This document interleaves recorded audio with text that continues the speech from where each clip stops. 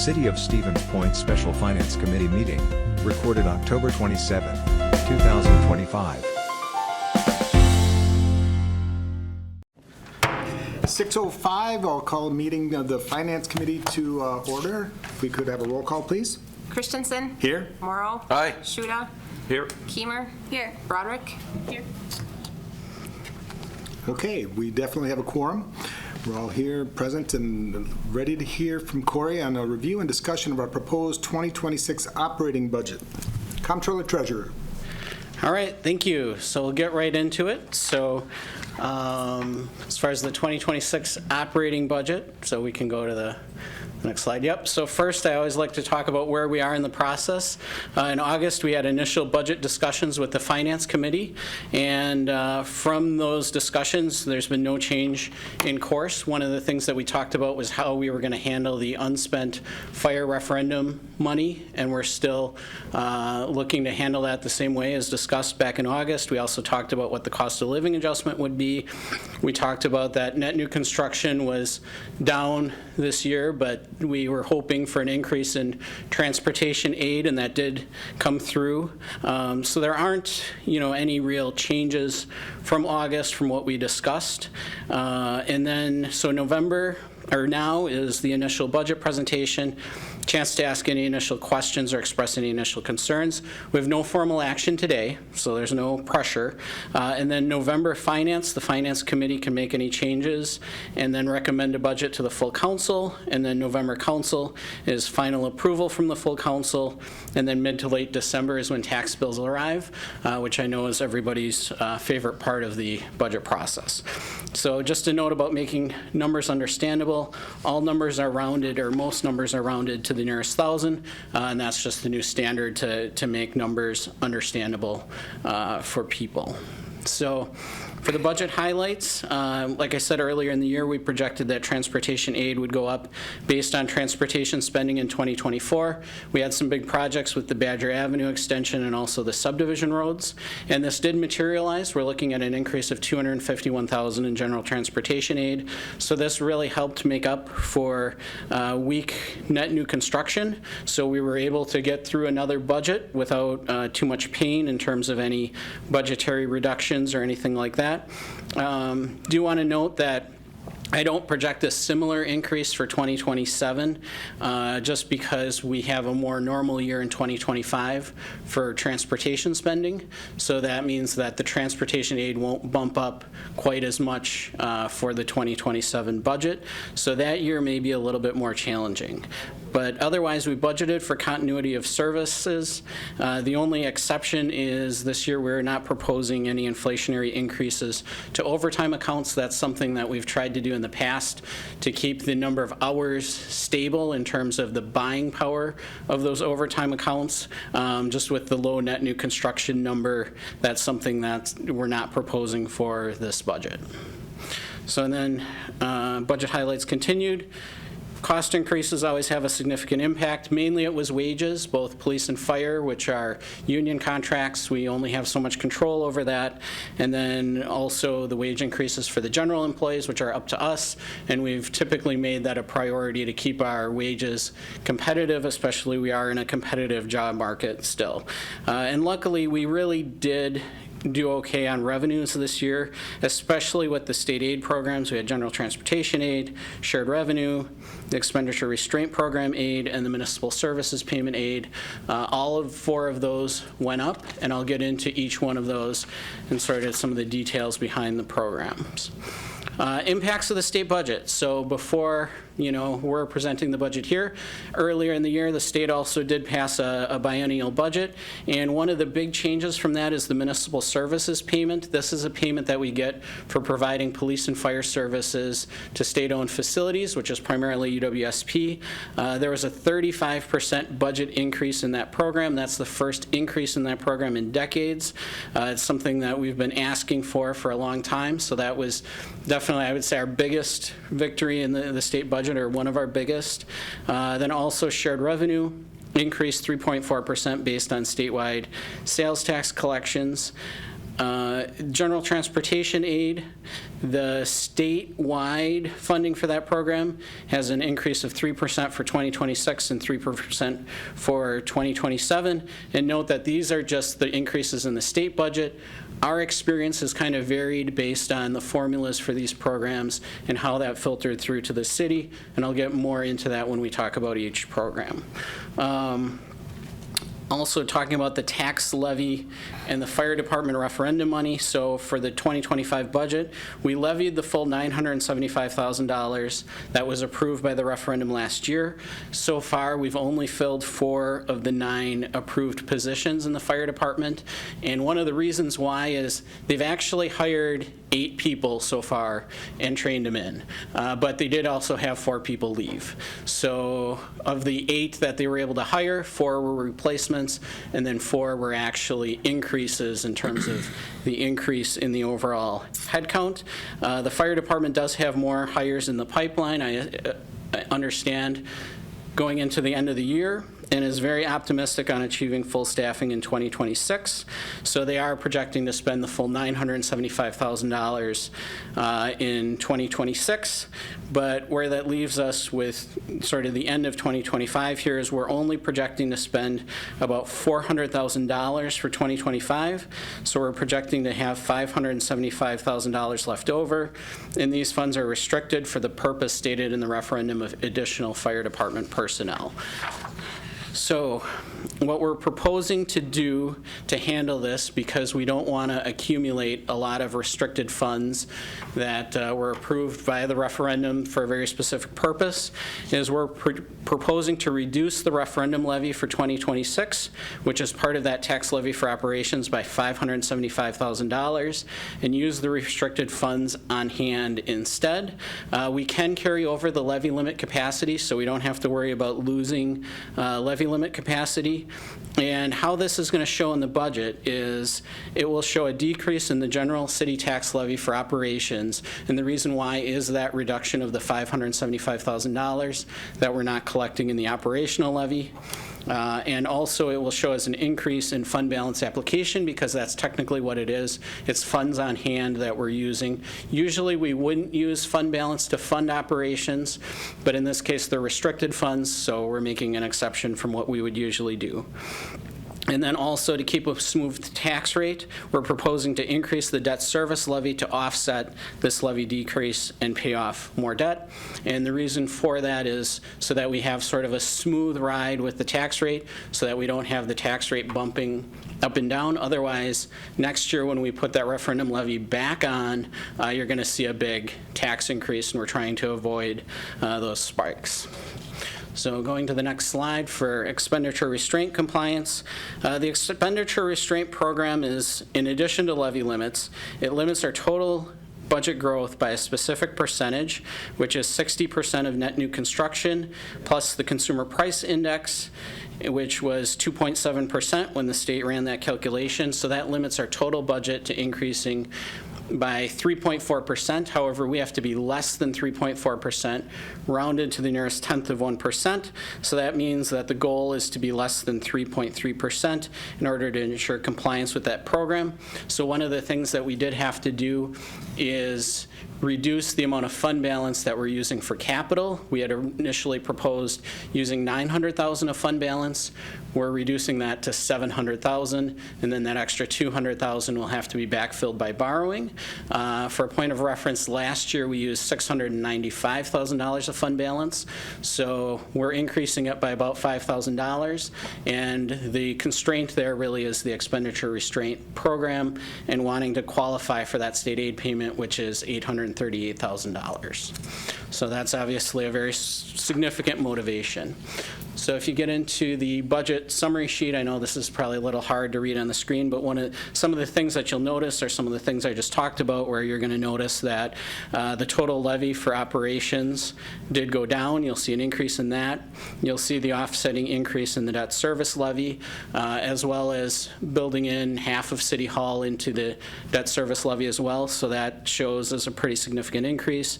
And then you're also going to see that $1,275,000 of fund fund balance application, which is $700,000 for capital, and then the $575 for hiring the fire department referendum positions.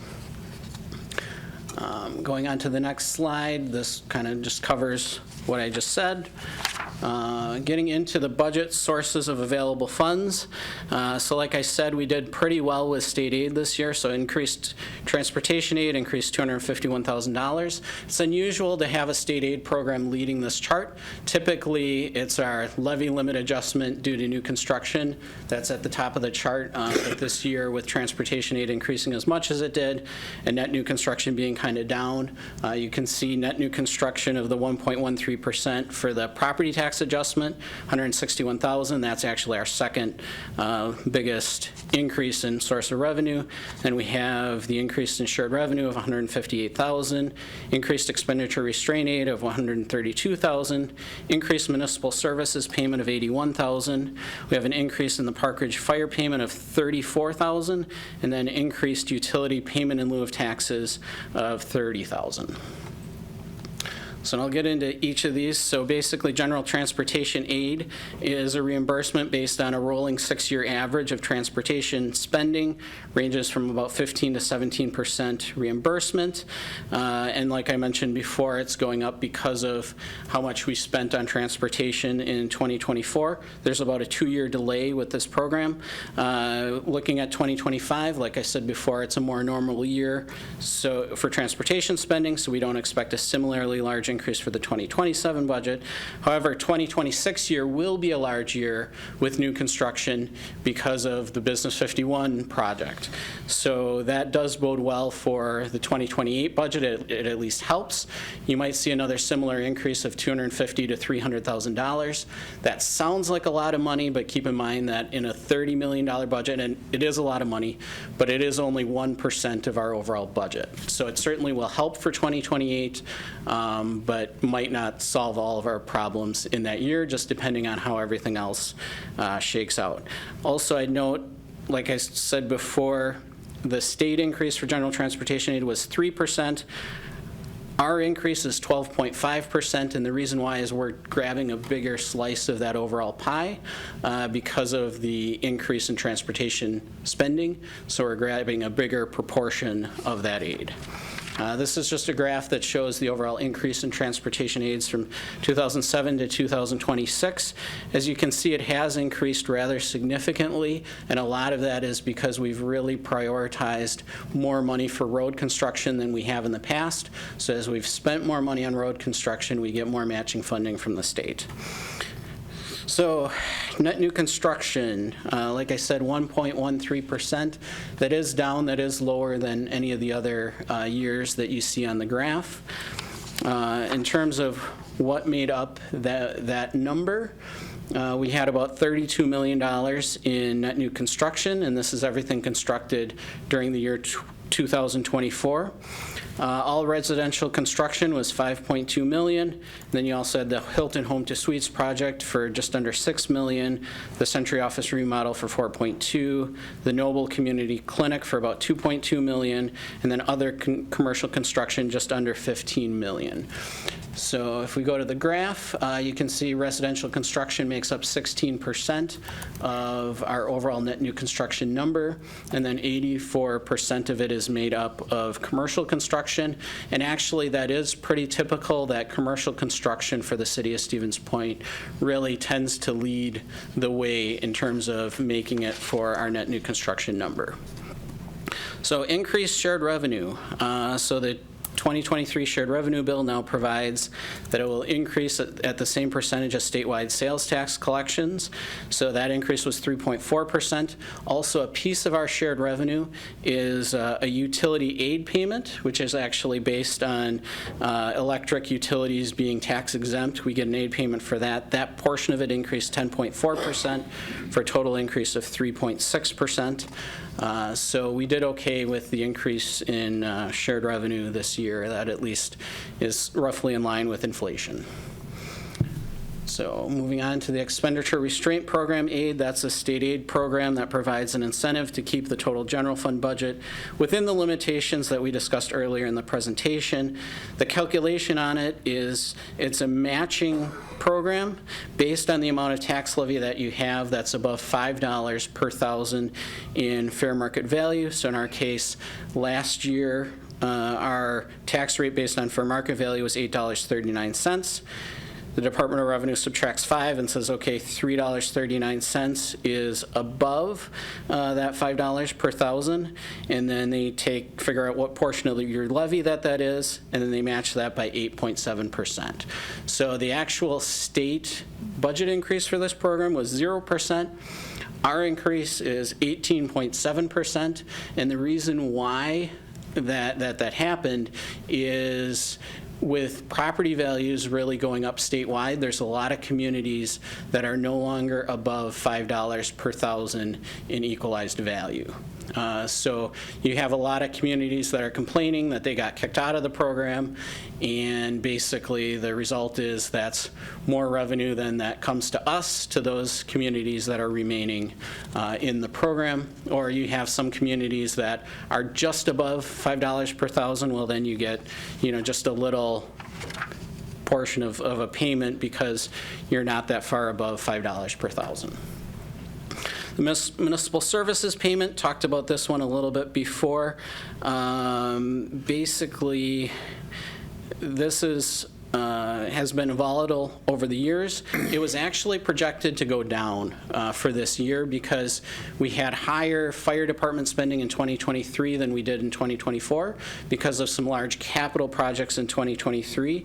So it was projected to decrease by about $75,000. Instead, because of the state budget increase, it actually increased by $81,000.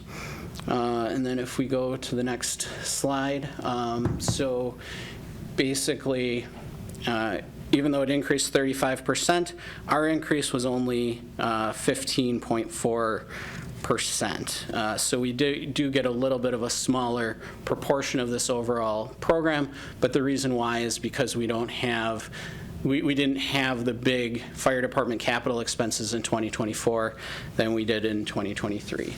So, and this is the history of the municipal services payment. As you can see, we used to get a little bit over $800,000 for this program back in 2007. That's declined over the years, and so far you can see it's starting to come back a little bit, which is a good thing, but certainly I think this increase was long overdue. And then also increased Park Ridge fire payment of $34,000. This contract did come up for renewal in 2025, and we calculate what is fair for Park Ridge based on the expenses of the fire department in a blended formula, 50% equalized value, 50% per capita.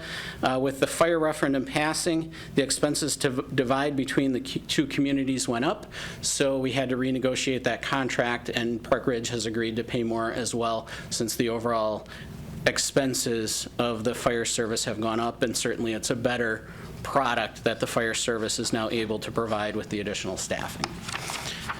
And also we had an increase in the payment from the water utility. It's a payment in lieu of taxes. It's based on water utility assets and the current equalized tax rate. Payment tends to go up and down based on those two factors, and city ordinance caps this payment on $870,000, and we're projecting to collect the full $870,000 in 2026. Okay, so that was the sources of funds and sort of where the money's coming from. Now, get into the uses of funds. Basically, you'll notice that the top four are all related to wages, basically. You've got the salary pay plan cost of living adjustment, salary pay plan steps, fire union adjustment, and the fire union wage increases. Then you also have some other increases as listed in the graph. Salary pay plan cost of living adjustment, $237,000 to provide that increase of 2.64% to the overall pay plan, to the overall salary ranges. It's based on the inflation number, and it's a little bit lower this year, which is why that 2.64% number is a little bit lower. The other thing that I always like to mention is what is the minimum starting salary for a full-time regular employee for the city. That is up to $52,000 for 2026. And then after 5 years of experience with acceptable performance, that would be $59,000. So certainly those numbers don't go as far as they used to, with inflation, as we know, but we do try to compensate our employees fairly when we can. And then the other component to our salary plan is people actually move within that plan or within those salary ranges, which is what we call the pay plan steps. So that also had an expense. Sometimes we save money from this perspective. Other times it costs us additional money, and the reason is just based on how much turnover you have. Do you have enough positions turnover that start back at step one to offset everyone else getting their step?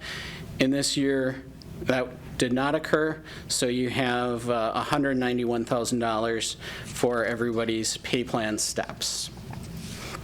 So, and then police union wage increases. We do have a tentative agreement, at least on the wages with the police department.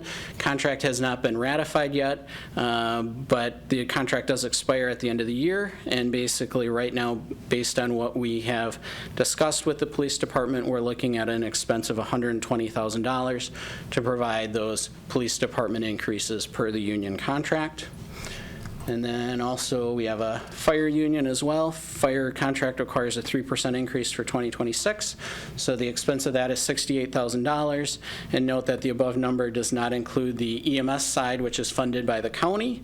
And also it does not include the referendum side of that because we're still able to work within that $975,000 that was approved via the referendum to fund those positions. Also had an increase to contingency of $55,000. This is something that certainly is very positive. We used to budget about $100,000 every year for contingency.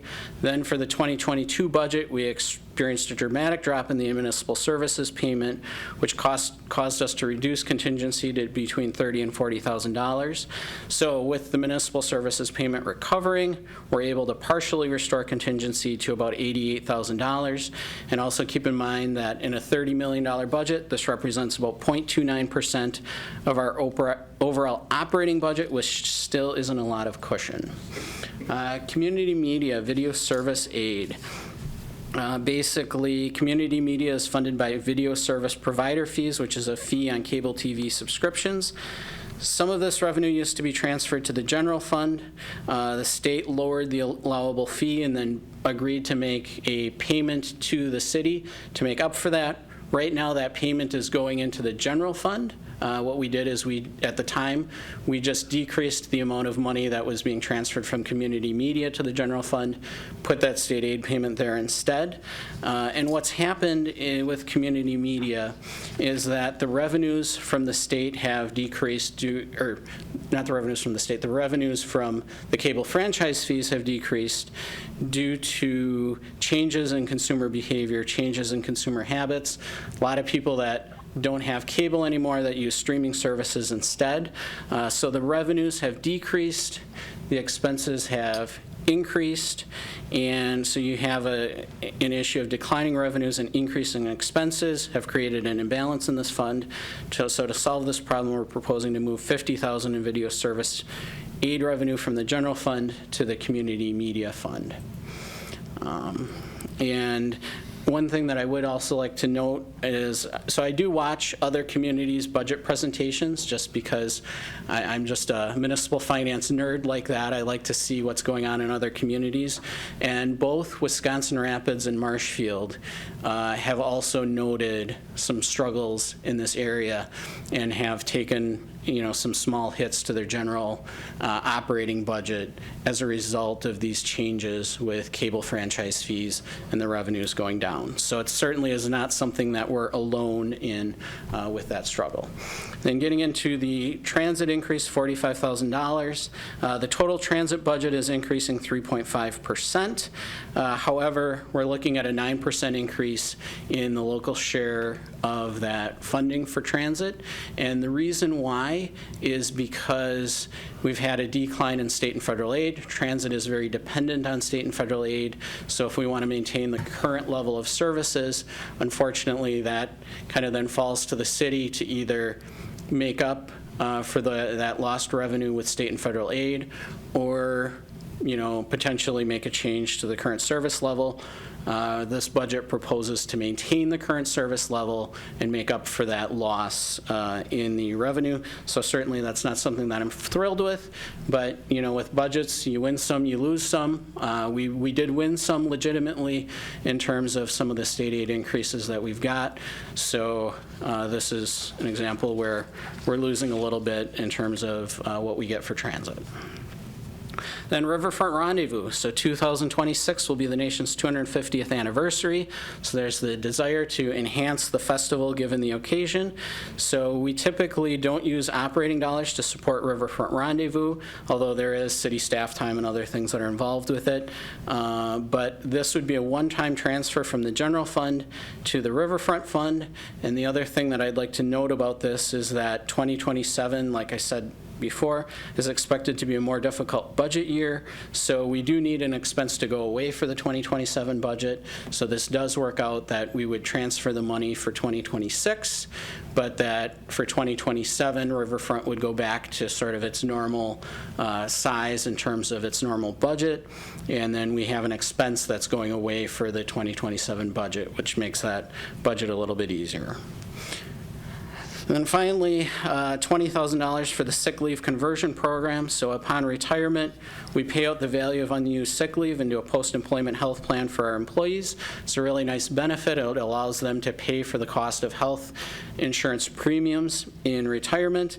And of course, those payouts are large enough that there's no way that the department budgets individually could handle that when employees retire. So we have a separate fund set up specifically for the sick leave conversion program.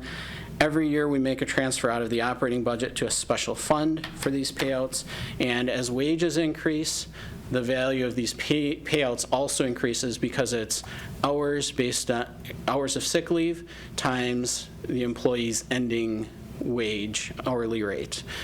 So as hourly wages go up, we need to have more money for this program so that we can continue to be solvent in terms of funding that sick leave conversion program. And then finally, health insurance, not recommending any change. We have a self-funded plan, so we get to set our own rates. If you'll remember, for 2025, premiums increased 8%. Currently, plan expenses are running at about 97% of revenues for 2025, so therefore not proposing any change, but we may need one for 2027 just based on inflation and depending on how our overall plan performs. And then this was a request that I include a graph on the general obligation debt just as an update.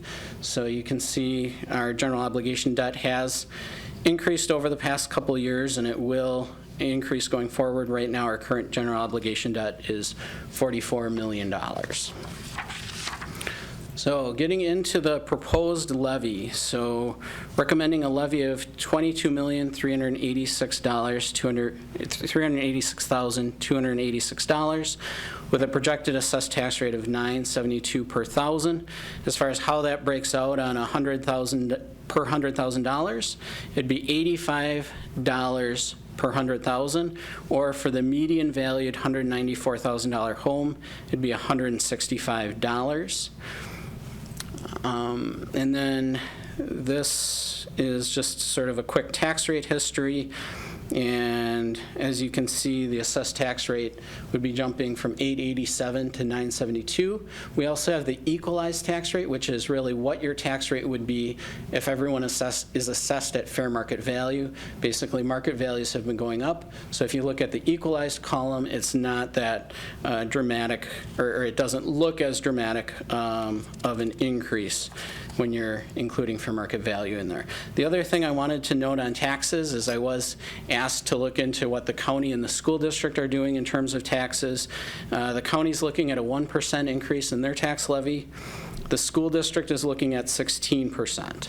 So I did do a projection on that, and overall, you're looking at about a 10% increase to the total tax bill, is what we're looking at. So I know bad news doesn't get better with age, so I wanted to throw that out there right away just so that you're aware that that's kind of what we're looking at. Basically, it's a pretty significant increase, especially coming from the school district. And part of the reason on the school district side is you've got the second year of the referendum. The referendum was a 2-year phase-in.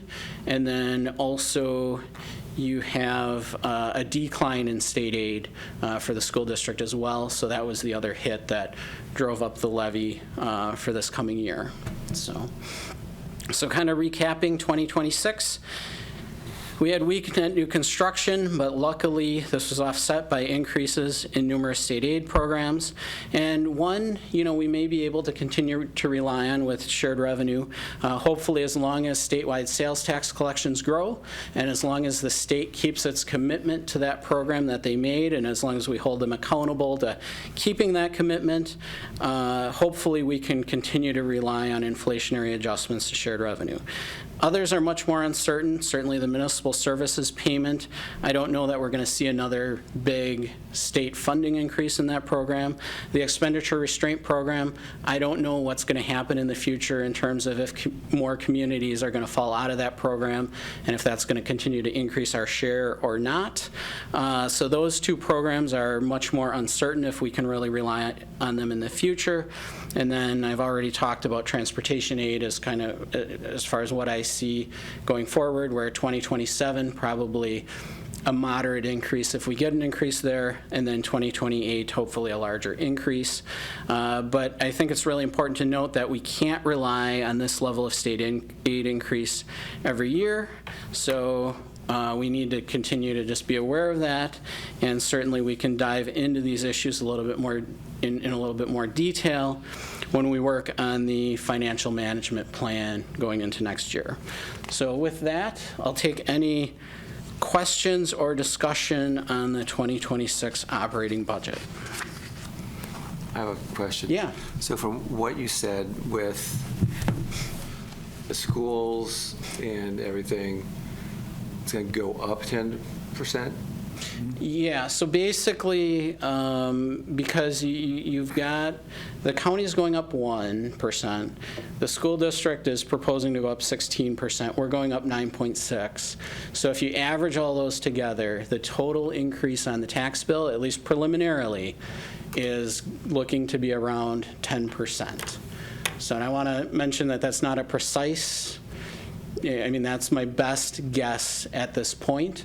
We're also waiting on information from the school levy tax credit to see how that has an impact. So there still are some unknowns with that number, but that's what it's looking at like right now, is that it's about a 10% increase in your total tax bill.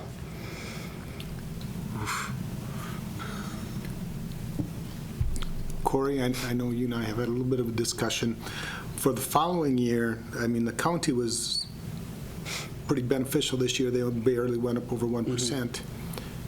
The following year, they're looking, if they build the law enforcement, their jail, they're looking at about $100 million for that project. With a percentage of the tax base that the city has, how much will that impact the city of Stevens Point? Well, so we're about 28% of the county's tax base. So if you figure $100 million for a jail, you're figuring about $28 million of that would fall on city of Stevens Point taxpayers. So, yeah. So it's certainly, it appears that, there's going to continue to be some challenges here, certainly as the county moves through their projects. And one of the reasons why the county was only 1% this year is because they no longer are levying any money for the healthcare center referendum.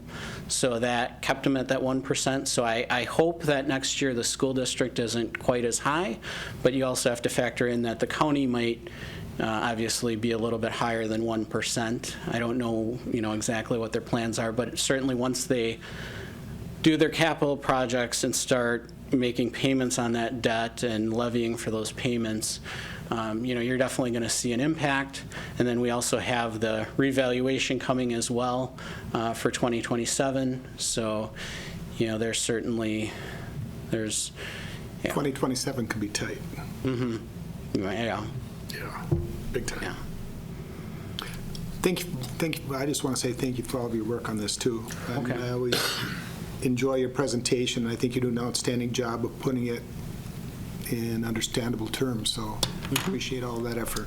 Okay, thanks. Yeah, I appreciate that. And as long as we're on the subject, I should probably also thank Marcy for all of her work on the budget process, especially this was her first time through it, this year, at least by herself. She was with Carrie, last year during a training period, but everything went very smoothly. And sometimes, when you have a big change like that, you're not sure how it's going to all work out, but she picked it up very well and got a lot of the budget work done. So I don't do this alone. So thank you, Marcy, as well. Yes, thank you. I have a question. We have one here first. First, Alder Sure. Kramer, and then we can take yours, please. Thank you, Chair. I guess this is sort of a two-part question with the state transportation aid. When they look at how much money we've spent on transportation, are they just looking at the road reconstruction and the resurfacing? Are they looking at, more broadly what we're spending on, I don't know, other... How many people are riding? yes, yeah, they don't look at how many people are necessarily using our roads, but they do look at all of the expenses that we have related to the road right-of-way. So it includes snow plowing, Okay. it includes your people filling potholes, Wow, okay. it includes the salt that we use in the winter, it includes the electric bill for the traffic signals, it includes some of the streetlight expenses. About 80% of streetlight expenses is included because that benefits the overall transportation network. It also includes 26% of police department expenses as well, because part of what they do is traffic enforcement. So the police department also has an impact on transportation aid as well. Not to the extent that a pure transportation expense has, but it's a discounted, it's 26% of the police department expenses are included in that calculation. Thank you. Okay, and then was that Sam that had a question? Yep. Okay, Alder Lang? Yes. So I was wondering if we could get a little bit more discussion on what we're hoping to achieve by becoming a little more aggressive with paying down our debt service. Sure. So I think what we're trying to achieve is we've got two very large capital projects with both City Hall and Business 51. So we're trying to get a little bit more aggressive with repaying that debt as we've got the pressure from those large capital projects. So certainly we're trying to, as much as we can, mitigate the overall increase in that debt. So definitely some of the things that we're doing, such as increasing the debt service levy by an additional $575,000 to offset the decrease of the fire department referendum levy, definitely helps with that. That's $575,000 less debt that we have. So basically the goal is to manage our overall debt capacity, manage our bond rating, and keep the total obligations of the city reasonable for our taxpayers long term. Okay. Thank you. Any other questions of the committee? Just because we just finished at Country Club Drive, which is town of Hall, but net new construction, do we get the credit for it, or does town of Hall get credit for it? So net new construction doesn't refer, are you talking about general transportation aid? Yeah. Okay. Okay, that makes more sense. So general transportation aid, basically the portion that we spend on it will count toward our general transportation aid because it is spending on transportation and it's in the road right-of-way. So we will report it as road construction expenses, and then that'll qualify us. Basically, the split with the town of Hull is we pay 70%, the town of Hull pays 30%. So our 70% will count for us. The town of Hull's 30% will count toward their general transportation aid. Okay. Question? Alder Broderick. Thank you, Chair. It may be a little early to ask this, but I'm curious about the joint fire discussion. I know we had said we were going to postpone to get some more information. Have you, in the course of starting to finalize the budget for 2026, I guess, gained any additional insights that you'd like to comment on with respect to that discussion? No comment is totally appropriate. That wasn't that long ago we postponed. Sure, yeah. I don't have any additional insights on that. One update that I guess I do have is for the Village of Park Ridge, their village president is leaving the village board. So that's going to be something that I think is going to, obviously delay, with having a leadership change there. Certainly that would delay being able to do something big like a joint fire district. Thank you. Alder Guthrie. I appreciate the weight with which a 10% tax increase will land with our property tax payers, our residents. And I appreciate that we're coming up on a very big anniversary for our nation. If the Parks Department feels like they need additional monies to make sure that we have a safe event, I would be very much in support of that additional fund. If it's trying to make the party bigger, I wonder if this is an opportunity to practice austerity and to not over-presume what to do with taxpayer funds. So I would welcome if the director's prepared to make some remarks about what they need versus what we might like from Riverfront Rendezvous.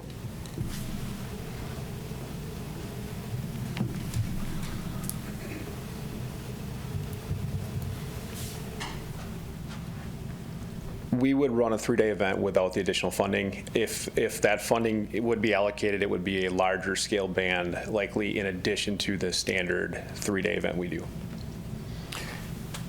Just real quickly for the director, is there any chance that we could maybe get some increased sponsorships? And if we do, we might be able to decrease that $30,000 amount? So we bring in just under $60,000 in sponsorship now. I know.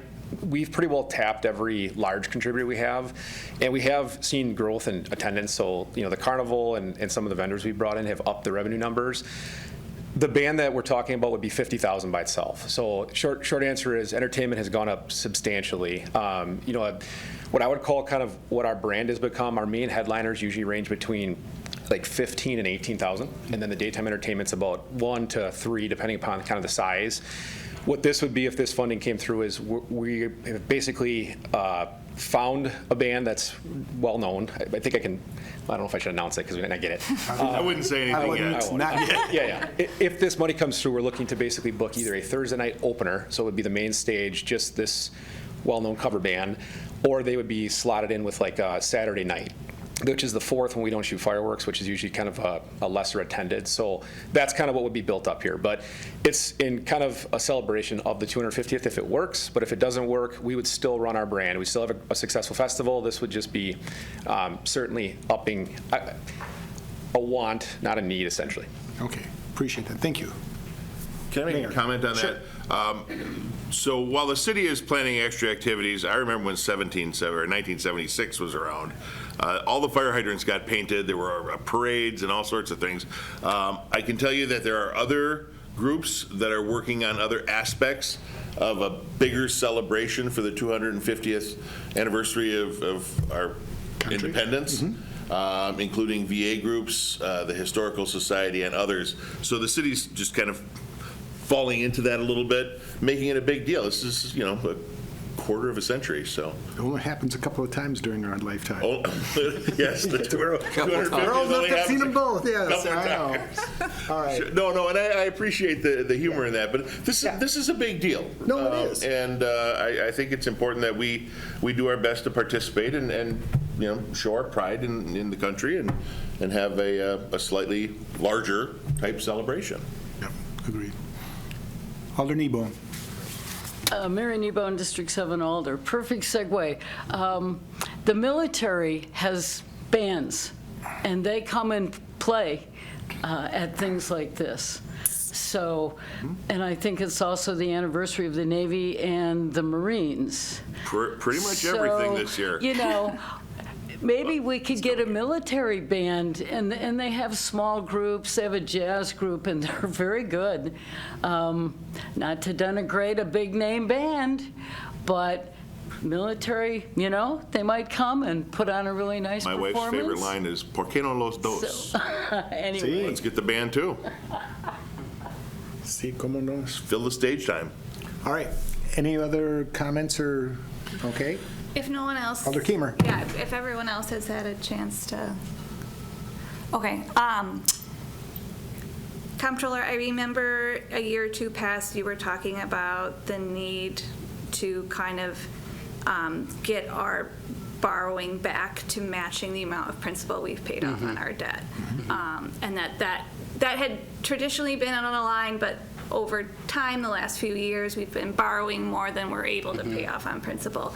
Will increasing the amount of debt repayment in this budget help us reach that goal faster, and how much faster? So is that hard to say? Well, it'll definitely help us, in terms of pursuing that goal.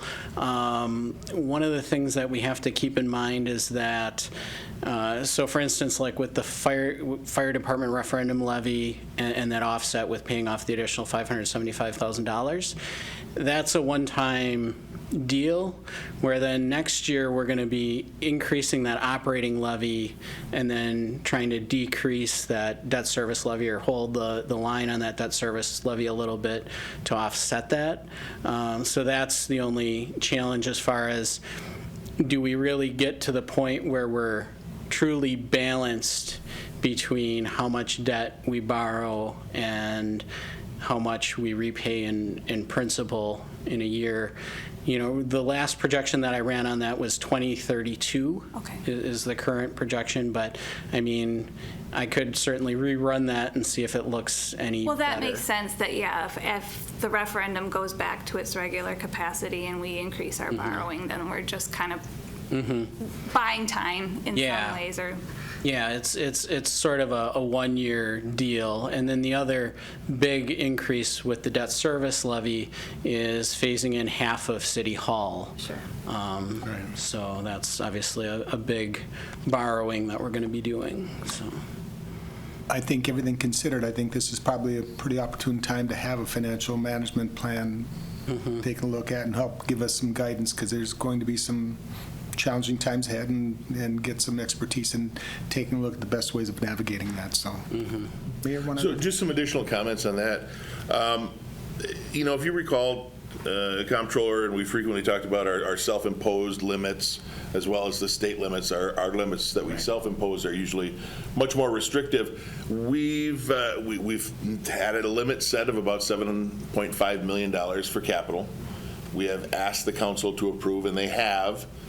Increases to that. That has not helped with that little ratio of paying down debt and taking more. So several years we took on more debt than we were paying down because the need was so much greater. Once we get that back into line, I think we'll be okay. So the capital budget plays a pretty big role in the borrowing and what we're able to pay down. We've got several big projects coming up. And as Corey said, after 2030, things will start leveling off a little bit. But it's like a big purchase, right? Yeah. Your air conditioner goes out. Okay, well, you tighten up the belt for a while and pay off the air conditioner, or whatever it happens to be. This time, let's go with furnace. It's more furnace weather. But those big expenses, even in our everyday lives, happen.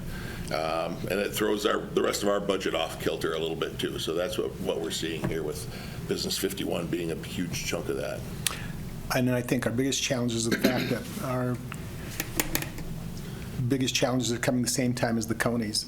I mean, when we're looking at their courthouse renovation Schools. and the jail and the school having to, I mean, we're kind of dealing with a perfect storm. That's going to be, it'll be a challenge. So but I think we have the right people in place to help us navigate that. So, any other comments? One last thing. Sure. Just because I want to reiterate that people have a tendency to think this is, oh my God, this is terrible. But you're here for our audits every year. Every year, our auditor says, you're okay. We're much better than a lot of communities. I was just going to say, it's better than okay. Yeah. I mean, he says we're navigating these waters very well. And when you take a look at where we're at for debt on our capital, I mean, we've self-imposed a level that's basically half of what the state allows us to do. Now we're going to go slightly over that, but we're still in good shape. I would say we're all pretty responsible with the way we use money. Yep, agreed. Any other comments? Hearing none, that agenda item is concluded, and that exhausts our agenda, and we stand adjourned at 6:55. A video of this meeting is available for viewing on the city's website, stevenspoint.com/videos.